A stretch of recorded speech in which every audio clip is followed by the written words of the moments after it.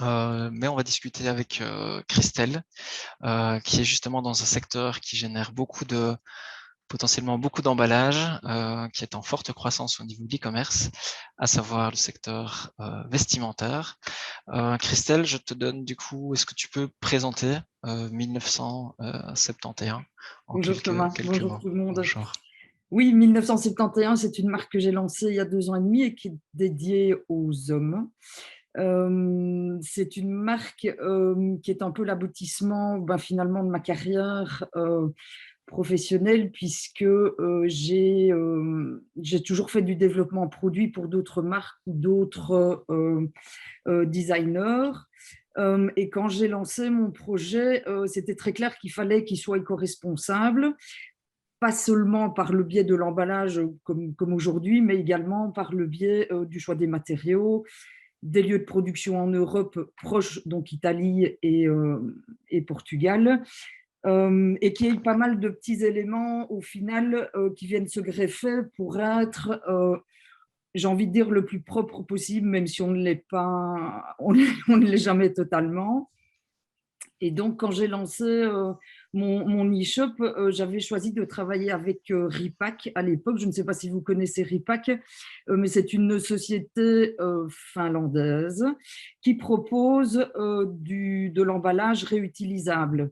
Et donc, le principe était assez simple. On achetait, je pense que c'était par 100 emballages de différentes tailles par rapport à nos besoins.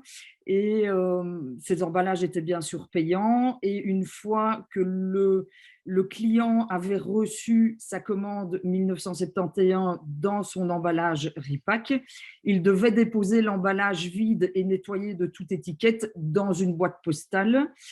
Et ce colis remontait par le réseau des différentes postes jusqu'en Finlande.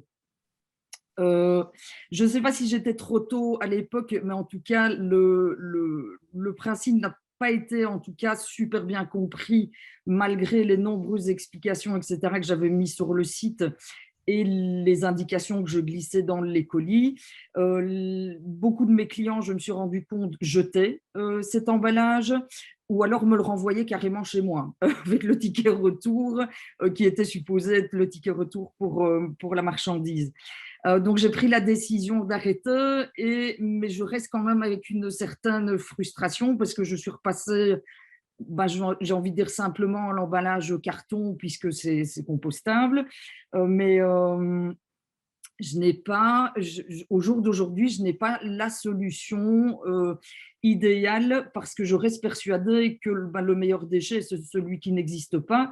Donc, l'idée de ce sac réutilisable, je la trouvais géniale, mais peut-être Bipost pourrait-il nous fournir ce genre d'emballage et mettre quelque chose d'équivalent sur pied, mais qui soit national et que ce colis, finalement, ne reste que dans nos frontières et ne soit pas amené à voyager des milliers des centaines de kilomètres pour être réutilisé. Donc, je crois qu'il y a encore plein de choses à faire. Maintenant, il faudrait se rassembler. Peut-être ça mériterait de soulever différents meetings avec les bons intervenants pour faire bouger les choses et amener des solutions concrètes à cet emballage qui encombre et nos poubelles, nos garages, les parcs à conteneurs, etc. Parce que voilà, c'est pas une solution. Ok, ça fait beaucoup d'informations. Donc, un des points à souligner, c'est vraiment la question de comment est-ce que le client finalement s'adapte et comprend des changements de comportement, le fait de ne pas devoir jeter ou en l'occurrence de renvoyer Exactement. son colis. Je pense qu'autour de Ripac, on a un peu fait le tour. Je sais qu'il y a une solution française qui a été mise en place, donc qui du coup évitera peut-être le renvoi en Finlande, et puis peut-être aussi que la multiplicité des acteurs rendra finalement ce comportement mieux connu de tous. Et autre question par rapport au secteur textile. Beaucoup de personnes commandent un produit, l'essayent, n'ont pas leur bonne taille, le renvoient, commandent un produit finalement juste pour l'essayer sans vouloir l'acheter. Comment est-ce que 1971 se positionne par rapport à ça? Alors, il y a clairement 2 dynamiques différentes d'achat de la part des clients. J'ai envie de dire qu'il y a la dynamique, sans être péjorative, des personnes, qui vont se tourner vers des plateformes type Zalando, où leur communication, ben, c'est commander à tour de bras et renvoyer ce que vous voulez. Et puis, il y a d'autres marques où s'intègre 1971, où on a une communication qui est plus raisonnée en termes de vente. On donne, enfin, en tout cas pour ma part, je donne énormément de détails sur les produits, sur leur composition, sur les détails. J'essaye que les photos soient justes. Mais là où j'ai mis un point d'honneur, c'est sur les mesures. Et ça, c'est vraiment la partie développement produit. Et il me paraissait important qu'un client qui rentre chez 1971, s'il achète une taille XL demain chez moi en t-shirt, puisse acheter une taille XL en sweatshirt, en polo, en pull, mais que ça reste complètement stable parce que ce gabarit de taille ne change pas. Et ça a porté ses fruits parce qu'aujourd'hui, après 2 ans et demi d'activité, j'ai un taux de retour qui est de moins de 3%. Donc, c'est super. La qualité, la plupart de mes clients masculins la voyaient dans un premier temps dans les magasins, donc dans du B2B. Ils étaient convaincus de la qualité, ils étaient rassurés par le produit et donc après, ils passaient à l'achat en ligne, mais avec l'assurance finalement d'avoir un produit qui répondait à ce qu'ils attendaient. Et donc, ça t'évite pas mal de retours. Et le taux moyen du secteur, est-ce que tu as une idée? Donc, chez vous, vous êtes à 3%, mais au niveau Non, non, secteur non, j'ai textile. pas d'idée, non. Ok, ok, ok. Donc, finalement, des produits enfin, finalement, et au niveau du guide de taille, comment est-ce que ça se passe? Alors, le guide de taille, écoute, c'est un dessin qui est assez clair que tu peux charger sur le site. Il est à côté de chaque produit, Mhm. en dessous des descriptions, etc. Et c'est un fichier PDF très simple où c'est un bonhomme qui est dessiné et il y a une prise de mesure assez claire de tour de poitrine, tour de taille, tour de hanche, stature, etc. Donc, on ne peut pas se tromper. Enfin, normalement, c'est assez simple. Donc, pas d'application de visualisation 3D à travers la caméra pour évaluer la Non, taille. non, Une maquette je te suffit et cache. fonctionne très bien.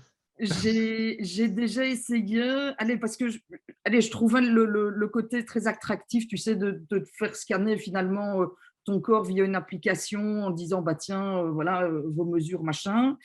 Et en l'essayant moi-même, ben, je me rends compte que si tu inclines le téléphone d'une façon ou d'une autre, le résultat n'est pas le même.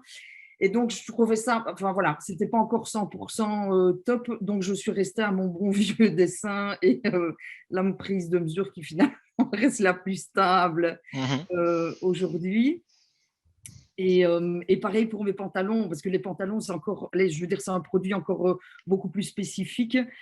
Mais voilà, tout client, en tout cas, qui a acheté un jeans chez moi, euh, a eu sa taille juste parce que mes inches, puisque je travaille en taille américaine, mes inches sont réels.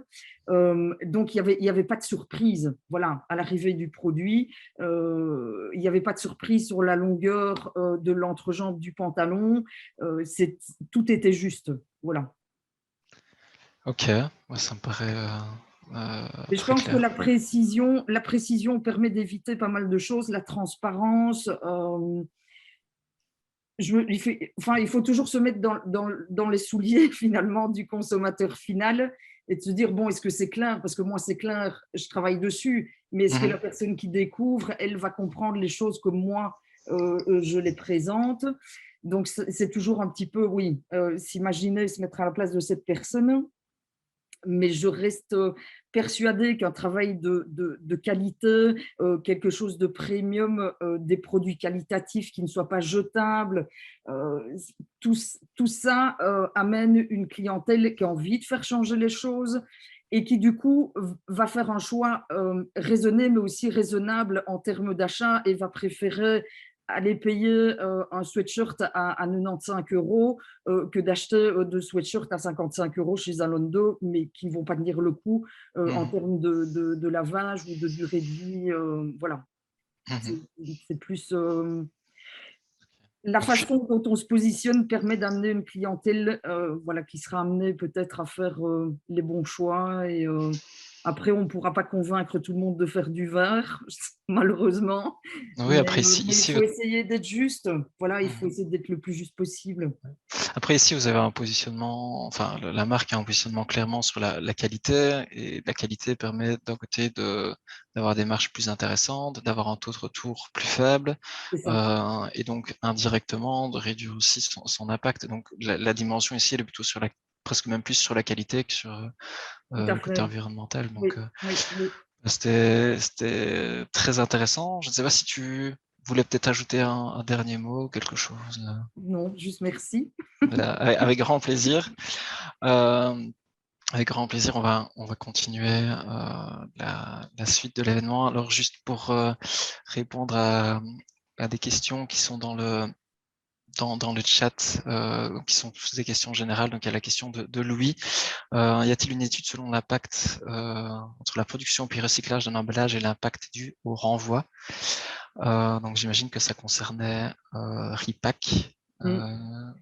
Non, aujourd'hui, je n'en ai pas. Et bon, maintenant, ça fait presque un an et demi que j'ai arrêté Mhm. avec eux. Et j'avoue ne plus être retournée vers eux, ni sur le site, ni consulter la communauté Ripac, puisque c'est comme ça qu'ils le présentent. Ils se présentent comme une communauté Ripac avec différentes marques qui utilisent leur emballage. Malheureusement, quand on regarde la communauté, je trouve qu'elle bouge beaucoup. Donc, je pense que la solution n'est pas stable. Euh, voilà, c'est pour ça que je me tournais peut-être vers Monsieur Bipost pour faire Mhm. un appel du pied au niveau national et voir s'il y a possibilité, oui, de développer ce type d'emballage, puisque tout le monde a le facteur qui passe quasiment tous les jours ou tous les 2 jours chez lui. Ce ne serait pas déconnant d'imaginer que Bipost redépose des colis vides à mon bureau. Voilà. Mhm. Oui, tout à fait. Donc finalement, ce genre de solution, elle peut s'appliquer peut-être à une échelle locale.